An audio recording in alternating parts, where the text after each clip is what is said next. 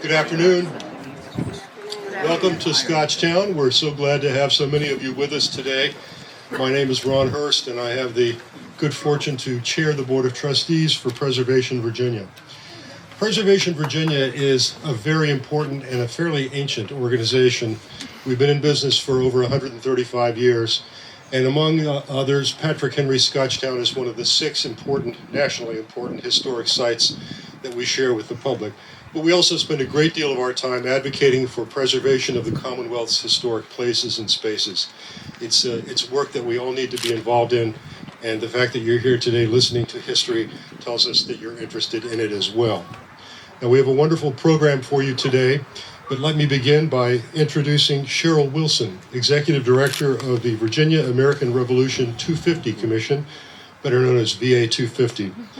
Prior to her current post, Cheryl worked with the Virginia General Assembly for more than 30 years in several different leadership roles. From its creation in 2006 until its culmination in 2015, Cheryl was the Executive Director for Virginia's Commission on the sesquicentennial, say that 3 times fast, of the Civil War. In that role, she led planning for the Commonwealth's commemoration of the war here in Virginia in particular. Cheryl next served as the Executive Director of the Virginia World War I and World War II Commemoration Commission, developing programs across the state to mark the 175th anniversaries of those 2 conflicts. Cheryl holds 2 degrees from Virginia Commonwealth University, and she's received honors from Richmond Region Tourism and the Civil War Trust, among others. We're in for a treat today. Please join me in welcoming Cheryl Wilson.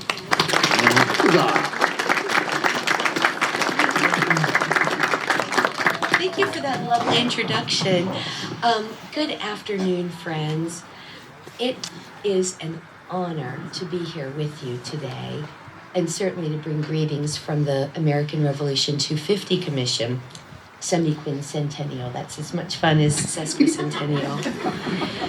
But I say it's an honor because I bet you would agree with me that there's something intangible, something powerful about being at a site of significance around the time that a really important event happened, just like we're gathered here today to mark Patrick Henry's riding off to his date with destiny. But let me ask you, because we're all huddled together, a little chilly, what is it that brought us out here today? Why are we sitting here bundled up? And I bet you answer that question the same way I do. It's because we want to experience history. We want to feel it, not just read about it. We want to connect with the past. And on a day like this, mid-March, when we think back 250 years ago, we think, wonder if it felt like this. Wonder if the weather was this way. I wonder if the sun was shining or not on his face in the same way. I wonder if when he walked out here, it felt that way. We are connected with the past, separated only by the years. It's what I think of as the power of place, and it's everywhere in Virginia. And we're going to be able to walk this journey together and feel this together many times during the 250th. I think of it really as the feeling of coming home. It's everywhere. We think about the 250th journey has begun, quite literally today, Mr. Henry's journey. And I want to invite you to join us, because from the first English settlement at Jamestown to the surrender of the British at Yorktown, from give me liberty or give me death to all men are created equal, from Washington and Henry to Jefferson and James Lafayette, from the ideas that inspired our nation to the battlefields that decided the independence. There is simply no America without Virginia. And no better time than now, the 250th, for us to reconnect to our country and the place that made it possible. And this is why you'll hear us say over and over, America made in Virginia. And as we close, my friends, I'd like to say that whether you're a New Yorker, a Floridian, a Nebraskan, or maybe blessed to be a Virginian, if you believe in the promise of America, if you believe in individual liberty and equality before God, then this is where you come from, because this is where those ideas were born and raised. Virginia is where the dream of freedom became a nation destined to achieve it. And when you visit here, you're not just visiting Scotchtown or Monticello or Mount Vernon or Williamsburg. You're coming home to the place that started it all. And we'll say, America, welcome home. Thank you.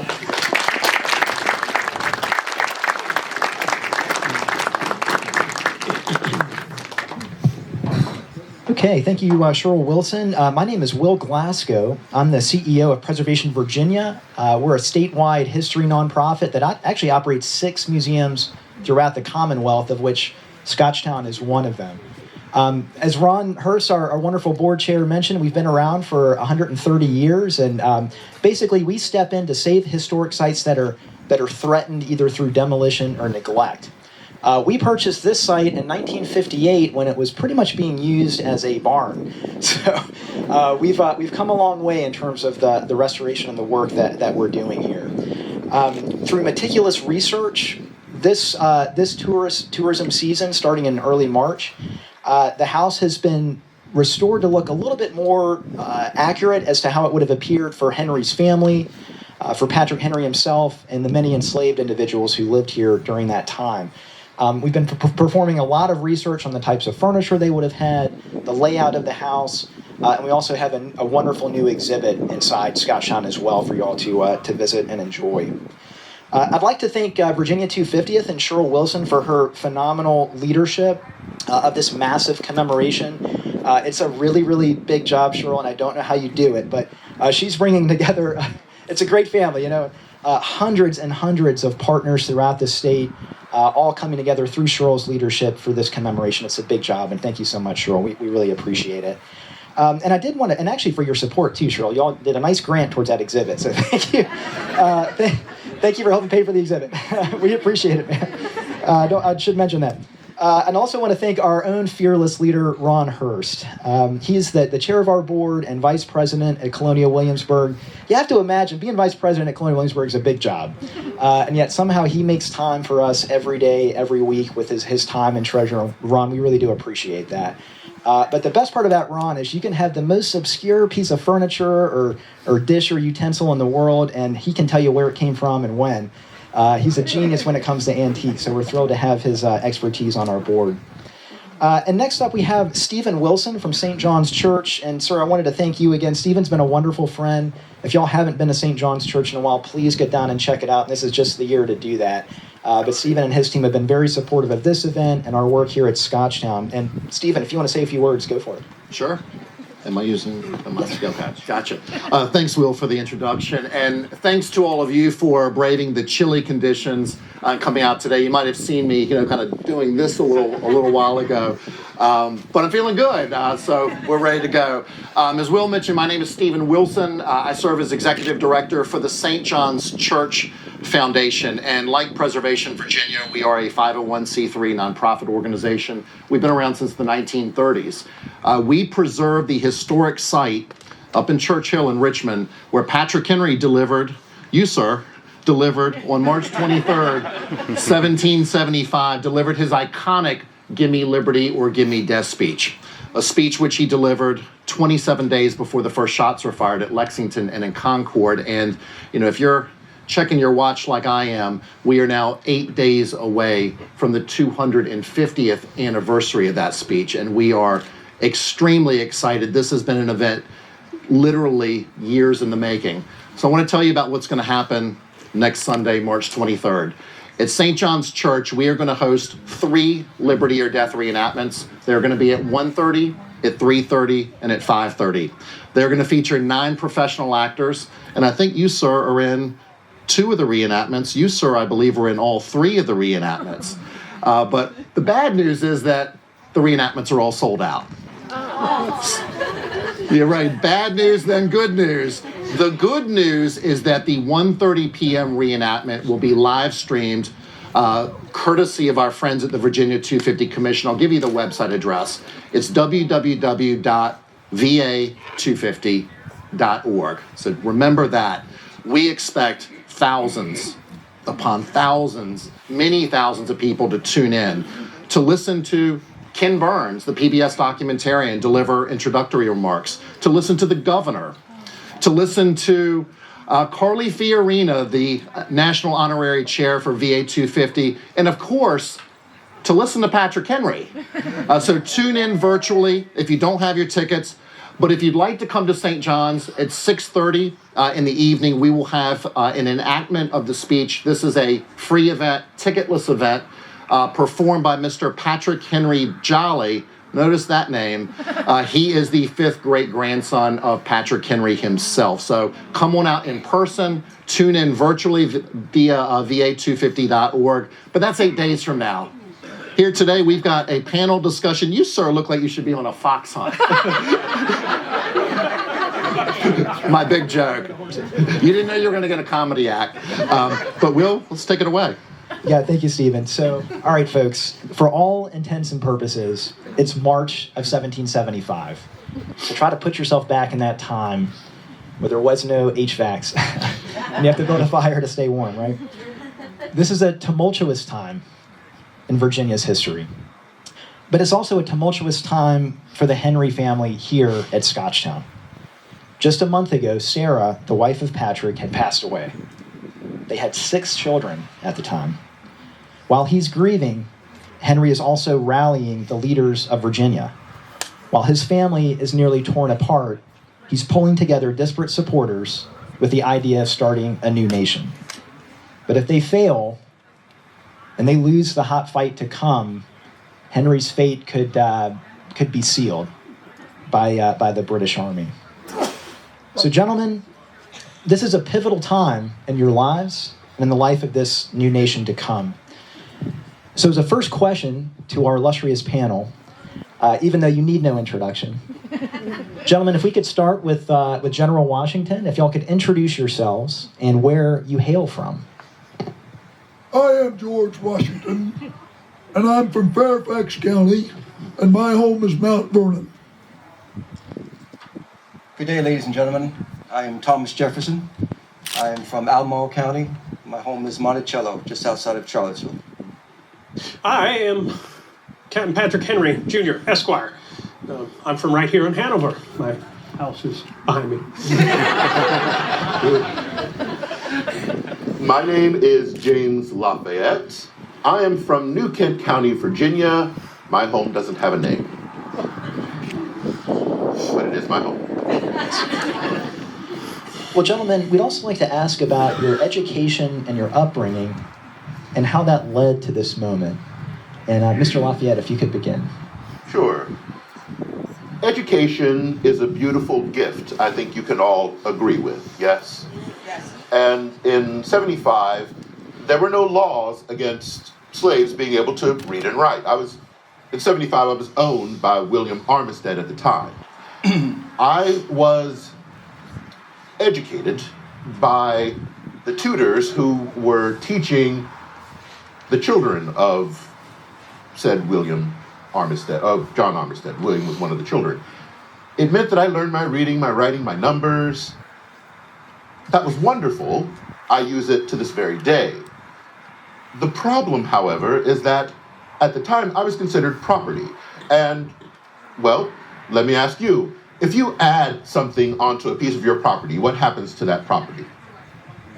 The value rises, does it not? So as I learned each new thing being tutored, I became worth more money. Know how to read, worth more money.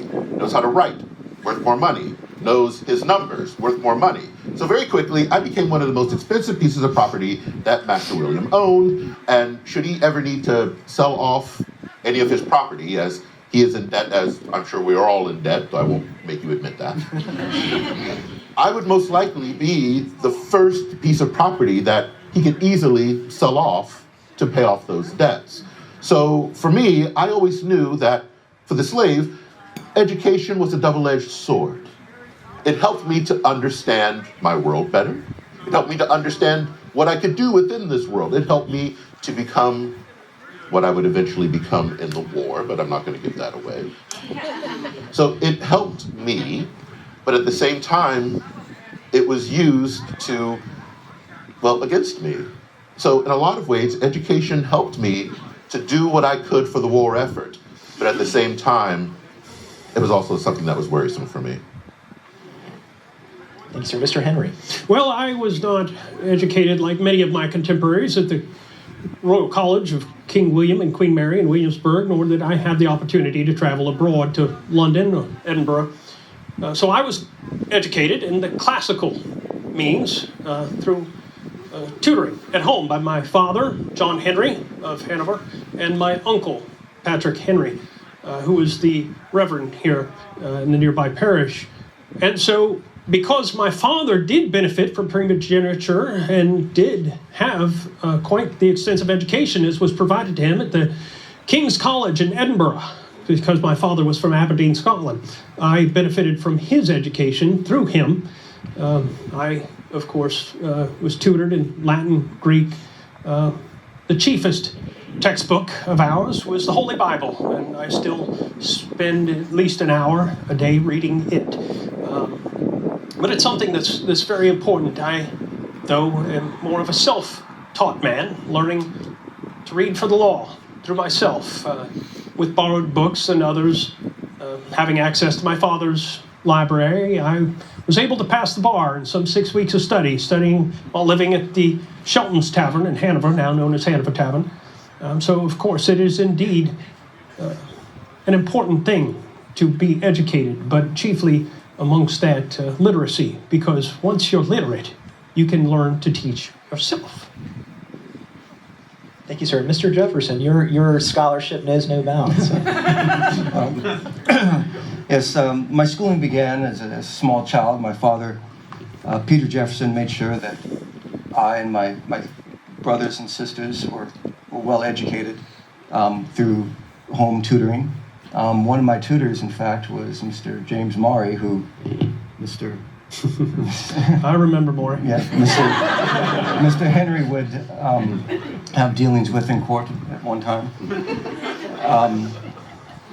My formal schooling, well, my tutelage involved all of the classics, Latin, Greek, and whatnot, which got me to entrance into the College of William and Mary at the age of 16. Now, I spent 2 years at William and Mary. At that time, William and Mary was a school that was intended to produce clergymen. So in order to get a degree at William and Mary, you would go 7 years and you would conclude as being ordained. Now, of course, that was not an interest of mine, so I just went 2 years, got schooling. Afterwards, I was interested in the law, so I was very fortunate enough to have studied law under George Wythe, who was and remains the leading legal scholar here in Virginia. I spent 5 years studying with him. And like Mr. Henry, I also did a lot of my own studying. I spent up to 15 hours a day reading and just devouring books. I was able to teach myself French by a grammar book as well as other books to use. Now, it's one thing to read French, and as I found out, it's a much different thing to speak French, which I found out when I went to France. So I did become a lawyer and enter the bar. Sure. Do we have any folks out there that read 15 hours a day anymore? That's kind of a lost art. General Washington, sir. When I was 15, I wanted to get a worldly education. And so I told my mother I was leaving home. And she said, just where do you think you're going? And I said, I'm going to join the British Navy. Because back then we were all British. She looked at me and she said, I know you're not. I said, but why? And she said, because you have to stay here and help out with the family. And she was right, because you see, my father died when I was only 11 years old. So I stayed another 2 years, and then we both decided it was time that I seek my fame and fortune. And the first place I went was, like these gentlemen, to Williamsburg, to the College of William and Mary. And there I got a certificate of surveyorship, which means I could be a surveyor. And I love surveying. And in a way, I got what I wanted when I was 15, because I got to go places I'd never been and see things I'd never seen before. One of the things that I saw, I was surveying along a small creek out in the valley, and I looked up, and there was a bridge over 200 feet in the air. I knew it wasn't man-made. On closer inspection, I found out that it was made of rock and limestone. And I nicknamed it Natural Bridge. I was so proud of that, I put my initials on it, GW, so everyone could see I found Natural Bridge. And in a way, I got what I wanted when I was a boy, because I got to go places I'd never been and see things I'd never seen before. Well, I surveyed a while longer, and then we got involved in the big war up north, the French and Indian War. And I went and I became a soldier. And I've been told I'm a pretty good soldier. So that's where I come from. Well, I would like to thank President Washington, or General Washington, Colonel Washington at this time, for discovering Natural Bridge, because I later purchased it.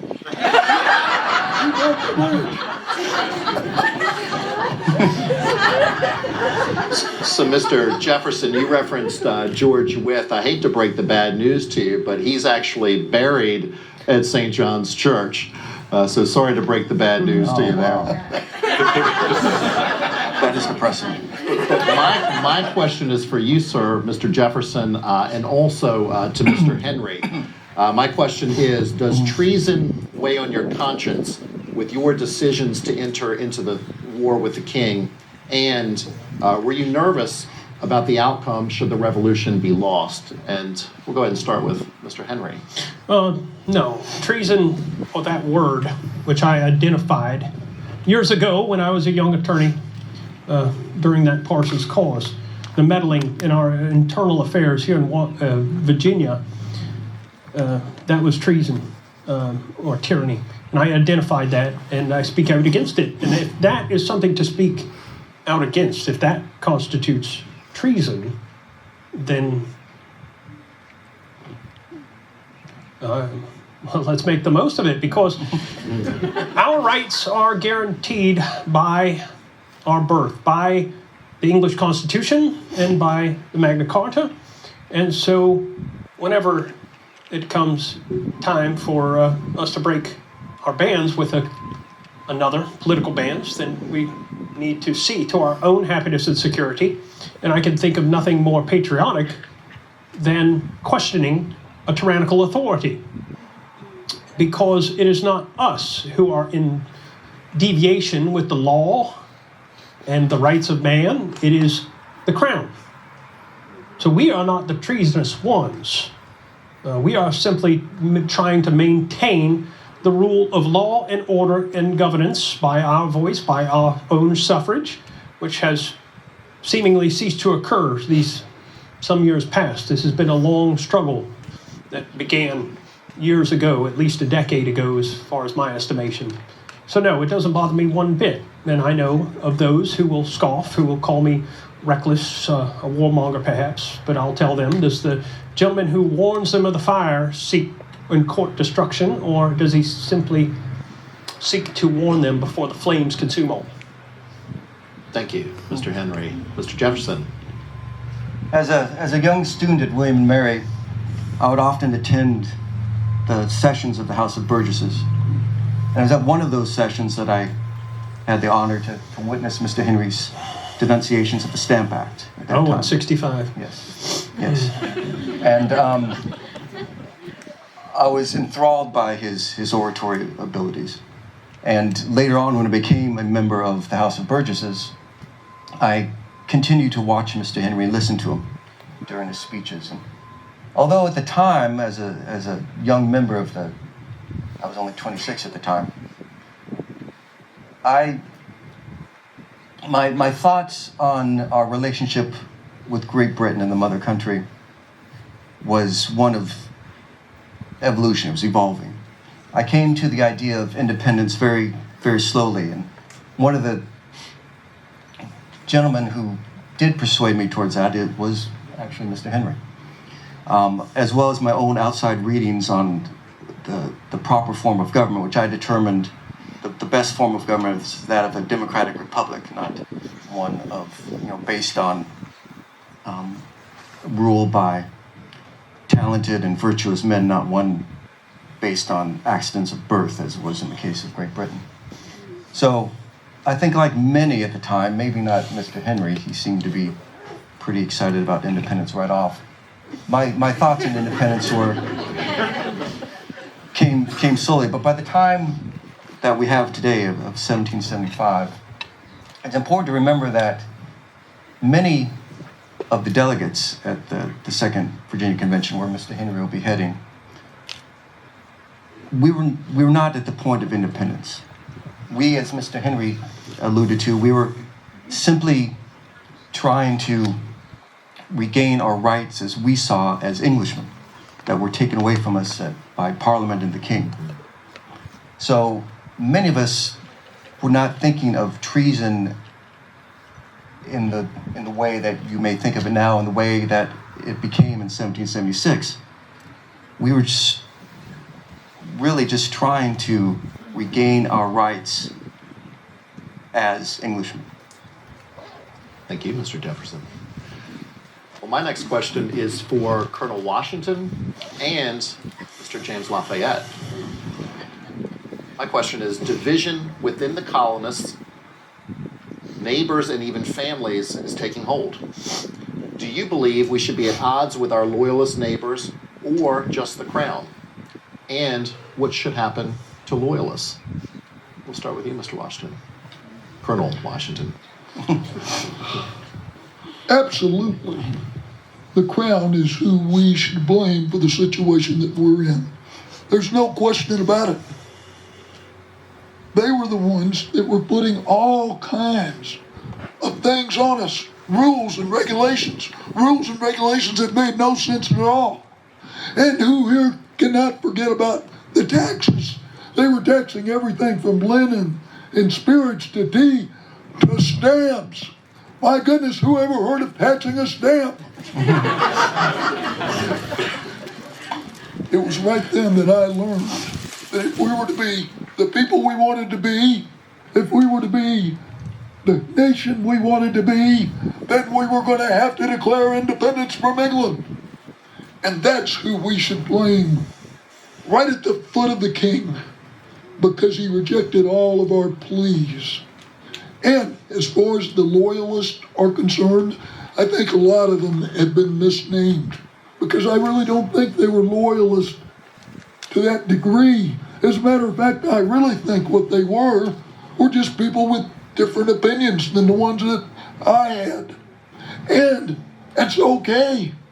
But the great thing about our people was that after Mr. Henry gave his speech, and by the way, when he gave his speech, it was right down the middle. 50% wanted to go to war. 50% did not want to go to war. And when they realized that, they knew that we were going to go to war. And even though they didn't get their way, it was going to take every man, every woman, and every child to defeat the British. So they came and joined in on the fight. And isn't that great to have good patriots like that? So that's how I answer that question. Thank you, Colonel. Mr. Lafayette. My perspective may be slightly different, but that is only because in 75 I was owned by someone. I did not have rights under the law. I was property. So I'm going to take you all through thoughts because I want you to figure this out for yourselves. because I think it's much better when you are given the information and you make the choice of what you think. Think on it this way. Let's say that you are enslaved as I was, and you notice that the House of Burgesses has a certain set of individuals in them. You serve maybe some of those individuals, yes? Now, they are dissolved by the royal governor. Eventually, you have committees of correspondence. Eventually, you have what is no longer called the House of Burgesses, but the House of Delegates. Now, can anyone tell me how different were the individuals that were in the House of Burgesses as opposed to the members of the House of Delegates in Virginia? Anyone know? Very little difference. So to those of us who did not necessarily have rights under the law, did it feel like there was much of a difference? Unfortunately, no. So for us, a loyalist, a rebel, a patriot, it really didn't necessarily matter. Partly, you can understand it from Mr. Jefferson's words as well, having to do with the fact that, well, where should man derive their rights from? We talked originally about man deriving their rights from the British Constitution, which is not really a constitution, or from Magna Carta, or from the king, or from Parliament. But where are our rights actually from? From the Lord. God, from the Creator. So when you are thinking about where you are placing yourself within a society, well, I know what the realities of my life are, but I also know that in this country, my rights, from the moment I was born, were derived from the Maker, and only the Maker should be able to take away those rights. Until that becomes the case, I live the life that I must. Thank you, Mr. Lafayette. Well, this really does lead to the next question, Mr. Lafayette. Sure. And this is really for you and Patrick Henry.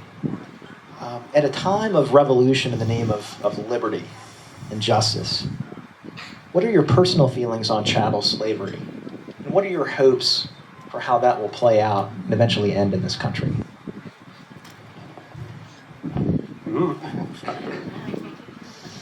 It's, that is going to be the question for the ages, I think.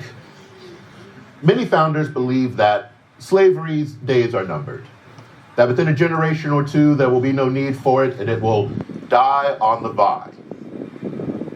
I'm not sure I agree, but I'm hopeful. Slavery has been around since ancient times. Having said that, the slavery that we deal with today within the Americas is very different from the slavery that those in Roman times had to deal with. It's quite different. I think when you look at what slavery is now, chattel slavery here in America, yes, there will come a day when I think that promise of what this country is will make it very clear that slavery is incompatible with America. America is about freedom. America is about the individual being able to choose what their life happens to be, because what they have been given from the moment they are born is the most amazing gift that God can give to someone, and that is their free will. When that is truly the case, then this American experiment, I don't know where that term comes from yet, will truly have met the zenith, I think, that the founders intend. But they're sitting here with me today, so they can actually answer that for themselves. Zenith, that's a good word. You must have learned that from Benjamin Banneker. I did. Yes. And Mr. Henry, I believe we have a letter inside Scotchtown right now that you wrote in 1774 to a Quaker congregation that did seem to convey your thoughts on this subject. They do. Is it not a little surprising that Christianity, whose chief excellence consists in softening the human heart and cherishing and improving its finer feelings, at least encourage a practice so repugnant to the first inspections of right and wrong. What adds to the wonder is that this abominable practice has been introduced in the most enlightened ages, times that seem to have attentions to boast of high improvements in the arts, of sciences, and refined morality. They've brought into general use and guarded by many of us all. A species of violence and tyranny, which our more barbarous but more honest ancestors resisted. Now, is it not amazing that at a time when the rights of humanity are defined and understood with precision in a country above all others, such as ours, fond of liberty, that in such an age and such a country we find men professing a religion the most humane, mild, meek, gentle, and generous, adopting a principle as repugnant to humanity as it is inconsistent with the Bible and destructive towards liberty. Every thinking honest man, I think they've rejected in speculation. But how few in practice from conscious motives? Well, would anyone believe, despite what I've said in promoting the furtherance of our liberty and independent government, that I am the master of slaves of my own purchase? I'm drawn along, I must say, by the general inconvenience of living without them, though I will not, and I cannot justify that. However culpable my conduct, I will so far pay my debt to virtue as to own the rectitude and excellence of her precepts, but at the same time lament my want of conforming to them. Because as you said, I believe a time will come when an opportunity will be offered to abolish this lamentable evil, and everything we can do to improve upon it, as it happens in our day, we should do. But if not, we should let us transmit to our descendants, together with our slaves, a pity for their unhappy lot and an abhorrence towards slavery. If we cannot reduce this wished for reformation to practice, then let us treat the unhappy victims with lenity, because I think that's the furthest advance we can make towards justice. And furthermore, we owe that to the purity of our religion to show that that is at variance with that law which warrants slavery. Thank you, sir. Yeah, that is certainly the issue for time. And I will admit that I am a practitioner of this abominable practice and institution. However, I have offered up many, as a as a young member of the House of Burgesses, I did introduce legislation to end the practice of the slave trade. One of my charges against the king in my draft of the Declaration of Independence was an indictment of him over the slave trade. This was unfortunately rejected by Congress in the final form. As with Mr. Lafayette and Mr. Henry, as I get older, I do find that although I have attempted, as I said, to end the sad practice in many cases, that it is really going to be up to the future generations to deal with. To paraphrase myself, that slavery is like having a wolf by the ears. You don't like the situation you're in, but you don't dare let go. The question really is, for me, is once emancipation is realized, what becomes of those freed men and women? Is it just to throw them out into society without any practical skills or education? At Monticello, have attempted through the founding of a nailery to make some sort of efforts to train and give crafts to my slaves, so when the time comes for emancipation, they will have something to fall back on. But this is certainly an issue that is difficult to deal with, difficult to justify, and difficult to find a solution for. My goodness, this is a weighty issue. There's no question about it. I've been around slaves all my life. I never can remember a time when I wasn't around slaves. I remember asking my dad one time, I said, why do people own slaves? And he said, the reason is simple. If they didn't, then the farms and the plantations, they would all go broke. And that would cause a hardship on not only our family, but our neighbors, because there wouldn't be any food. And so if my father told me that, I believed it. Now, at the age of 11, my father died, and I inherited 10 slaves. Imagine that. 11-year-old boy owning 10 slaves. Makes your mind go funny, doesn't it? Well, all through my growing up into my adulthood, I never gave it a second thought as to whether it was legal or not, whether it was moral or immoral, whether it was right or whether it was wrong. People told me, they said, owning slaves is evil. And I said, it must be a necessary evil then, because I certainly didn't want everything to fall apart.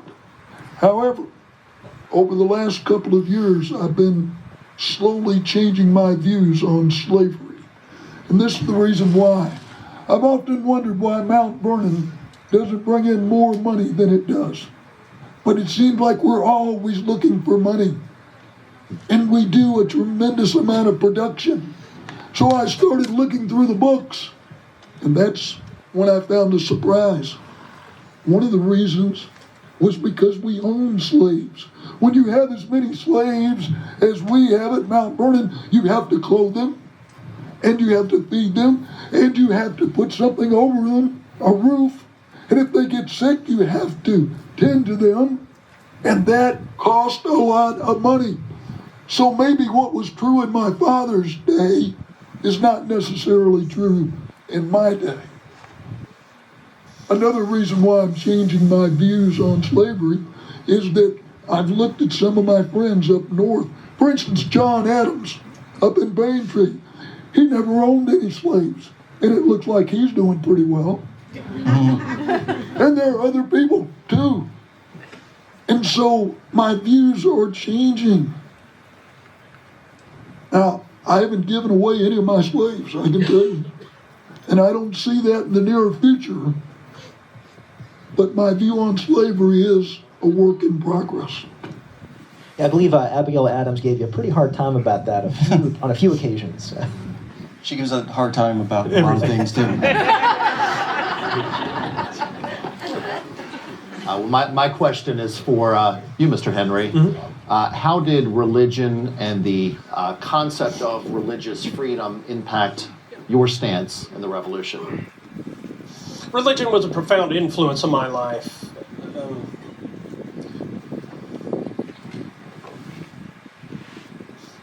You can look back on my time as a child in which my mother took me to some of the itinerant preachers who practiced or preached here, some of the dissenters of the New Age order, New Light order, Presbyterians, George Whitefield, Samuel Davies, both of whom have preached right here in Hanover. Samuel Davies preached at Hanover Courthouse when he was sending off the Virginia militia up north to the war against the French and Indians, as well as at the Pole Green Church, which is many miles from here. I was taken there along with my siblings, and of course, not to mention my uncle, Patrick Henry Sr., who was a preacher here in the parish at St. John's, or St. Paul's Parish right here in Hanover. And so I was very inculcated with the Holy Writ from an early age, but also given a different perspective through these new light preachers. Many times have I, riding the circuit as an attorney, had opportunity to pay the bonds and the bail and court costs of many of these arrested preachers preaching without a license, the Baptists, of course, and others. These things I pay anonymously, out of pocket, but I consider that a privilege to do so, because no one should be jailed or arrested for preaching the Scripture and the sermons of our Lord and Savior Jesus Christ, for there is no finer lessons of morality than the lessons given to us by our Lord and Savior. So it is absolutely central to, I think, a free nation as well, because society cannot govern themselves unless they are a just society. And where do we find our morality? But where else? Within the Christian faith. So I see it not as important as to what brand of Christianity people worship, so long as they do worship. Thank you, Mr. Henry. Well, I have a question for Mr. Lafayette. How did your life at home impact your decisions to join the revolution? There's a second part here. Mm-hmm. And can you discuss your relationship with the Marquis de Lafayette? Yes, for I do have his last name, do I not? First, I want to thank Colonel Henry here, partially because in him helping those Baptist preachers to preach their word, it allowed me to have an experience within the church that I would not have had anywhere else. If you remember, in 75, many called the Baptists the speckled congregation. And that was because the moment you stepped across into the Baptist church, it did not matter what your station was in society. You were all brothers and sisters under God, and you were considered equals. It was one of the few times when I could actually stand somewhere and speak as an equal with someone who, outside of the church, might be considered my better. It showed me what was possible. And I think that in many ways helped me to realize that, well, maybe upon helping the American cause, maybe that would be the manner in which my life could be outside of the church. The Marquis de Lafayette, on the other hand, well, he was an abolitionist before people even knew what the word meant. He did not quite understand slavery, and knowing that, when he made the offer to me to join him in the war effort as one of his spies, I guess I just gave it away. Blew your cover. I saw him be the amazing individual that he was, and I knew that I could trust him. And because I could trust him, he was my CO, my commanding officer. And he was a commanding officer that, well, as some would say, I would have followed him into the fires of hell. For I knew that he thought of my welfare and the welfare of everyone under him the entire time. He was not just my CO, he was my friend. He will always be my friend. He helped me to ensure that I gained my freedom in the future. And because of that, that's why I took the last name of Lafayette, and that I'm known until the day that I die as James Lafayette. But I know what the future could possibly be, and in knowing the past, hopefully we know what we want our future to be. And the war, hopefully, was going to help make this country what we knew it could truly be. Well, thank you, Mr. Lafayette, and you will be pleased to know that we celebrated just yesterday Lafayette Day in the Commonwealth of Virginia. Huzzah! Love hearing that. Perfect timing. Indeed. Gentlemen, so I do want to get back to Abigail Adams. I brought her up for a reason. She would urge her husband to remember the ladies in a letter dated March 31st, 1776, so it's in the future. But she said, if particular care and attention is not paid to the ladies, we are determined to foment a rebellion and will not hold ourselves bound by any laws in which we have no voice or representation. If you could help give voice to the women in your life today at this discussion, what would they have encouraged you to do during this time, and how did they influence you in your decision making? Well, I can tell you, when people ask me what the greatest thing I ever did in my life, I always tell them the same thing I'm going to tell you. It happened on January the 5th, 1759. That is the day I married my beloved Martha. And she's the greatest thing that ever happened to me. She's my rock, my foundation, my structure. And I can tell you that we discuss many things. But I'll let you in on a private conversation to answer this question. Just recently, I was talking to Martha about the chance of war. And I told her that there is a good possibility that this is going to be a full-fledged war. And it could go on for months and years. And I also told her that I think I might have a role in it. I said, but you must instruct me. How do you feel about this? And she said, George, if you think that it is best for our family and for the nation we want to be. And then she took my hand and squeezed it. She said, I am in full support of you. And that's the way I look at that. Anyone else would like to participate? Yes, I'm very familiar with the rebellions of the ladies due to attentions not paid to them. I was raised with 7 sisters. I have 3 daughters of my own. I had a wife, and like everyone here, I'm assuming, I also have a mother who still lives with me here. So my life has always been filled with the attentions of women, and I owe to them a debt of gratitude, especially my 2 sisters who have come to my aid here.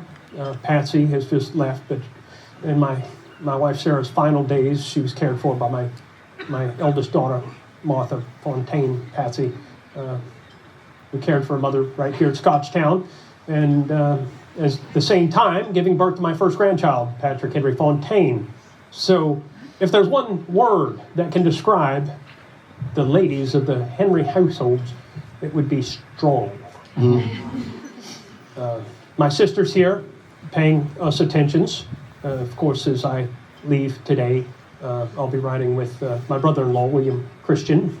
His wife, my sister, resides here to help take care of the family in my absence, as well as Elizabeth, whom I presume most of you all have met, and of course my mother, who, like 5 of my sisters back during those days of the Great Awakening and the itinerant preachers coming through these parts, they announced at the dinner table with my uncle Patrick seated there that they were going to adhere to the Protestant faith, or Presbyterian faith.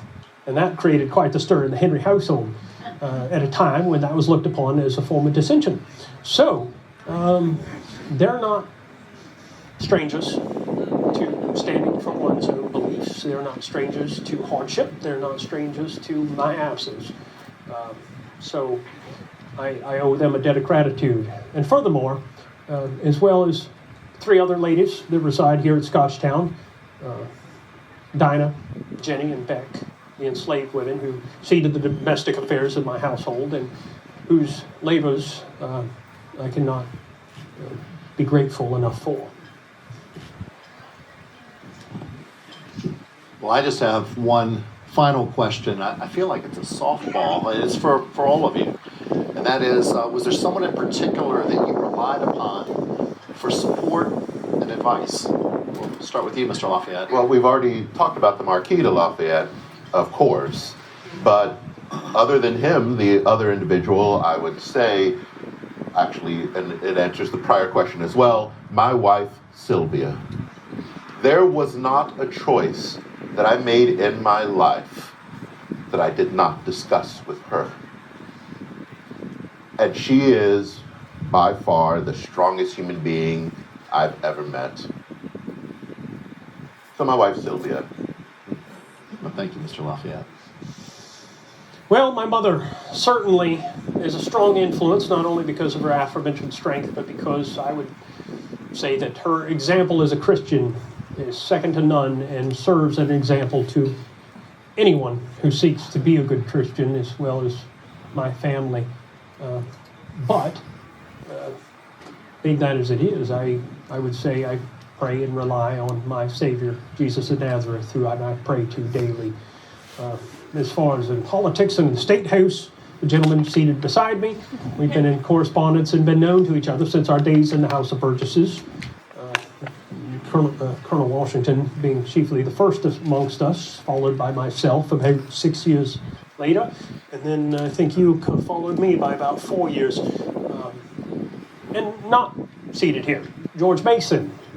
He and I agree on almost everything in lockstep when it comes to politics. And so we share our thoughts and opinions freely with each other as often as we get a chance. And we cherish each other's opinions and comments, concerns.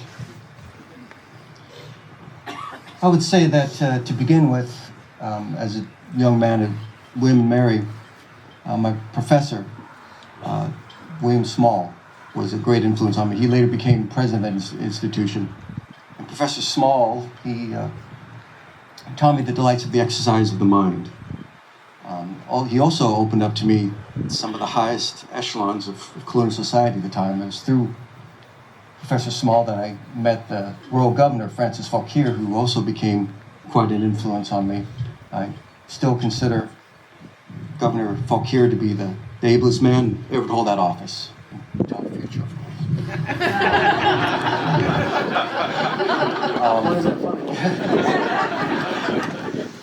And it was at visiting Francis Fauquier at the governor's palace. I spent much time there listening to his guests speak of the arts, sciences, and politics of the day, which greatly influenced me. It was at one of those gatherings that I met Mr. George Wythe, who, as I mentioned before, became quite a large influence on me, got me into the law. So those are the three men that I knew personally that were a great influence on me, who I leaned on and learned a lot from. And of course, there are the triumvirate. There was the triumvirate of mine, which would be Francis Bacon, John Locke, and Isaac Newton, who of course influenced my enlightened ideas and my philosophy, as well as some of my political ideas. My father told me, find something good in everyone that you meet. And let me say, I've tried to do that, but sometimes it's mighty hard. But I would have to say, everybody that I've ever met has had an effect on me, because everybody's important. Everybody has a right to their opinion, and everybody has a special talent. And I've tried to find that out of each person. And so no one person stands out, but everybody does. Well, thank you, gentlemen. Folks, this is the last question. And y'all can jump in as you see fit. But what does it mean to you to be a Virginian?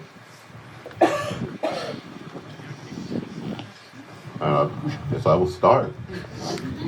Being a Virginian is knowing the land, and knowing that your connection with the land means that there's no other place that you want to be. When I gained my freedom, I'm not looking to leave Virginia. Virginia is my home. New Kent is my home. That's where I want my farm. That's where I want to raise my family. I want to live here. I want to die here. That is being a Virginian. You haven't considered Hanover, though? No. It's close. I will visit. I will enjoy the visit.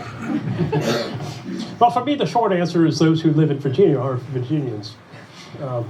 But for me, while I was born and raised here in Hanover, I'm not exactly connected so much as you might think. When I was first elected to the House of Burgesses, I was representing my new home at the roundabout in Louisa County. I have since moved back, based on the opportunity presented to me behind me. And so I would say the more important question was what does it mean to be an American? Because as our politics begins to span from outside the reach of Virginia and to Philadelphia, where all of the delegates from the various colonies are beginning to correspond and meet with each other, I think we need to set our sights on bigger concepts. However, where was I going with that? I would say that Virginia, among the various colonies, being the oldest, the largest, most populated, and perhaps the wealthiest of them, should probably take the helm of our future direction and begin to steer its course. And so as I ride off to Richmond, using Virginia to spur us on to do what we need to do to stand firm and resist the reaches of tyranny from across the ocean, that might have to reside with Virginia being its responsibility, being responsible for that. So that's how I feel. I think we need to take a leadership role in our new formation of our new governance, whatever that might be. Well, I'd say once again, Mr. Henry is a visionary and on the cusp of something in the future, because my country is Virginia. America is a concept. It's not a reality. I think I would believe if you asked Mr. Adams in Massachusetts what his country was, he would say Massachusetts. Dr. Franklin would say Pennsylvania. My country is Virginia. Virginia is my home, as Mr. Lafayette had mentioned. It is where I was born. I raised my family. I've served her in the House of Burgesses and as a delegate to the Continental Congress, and is where I will die. I even wrote a book about her, you may or may not have seen.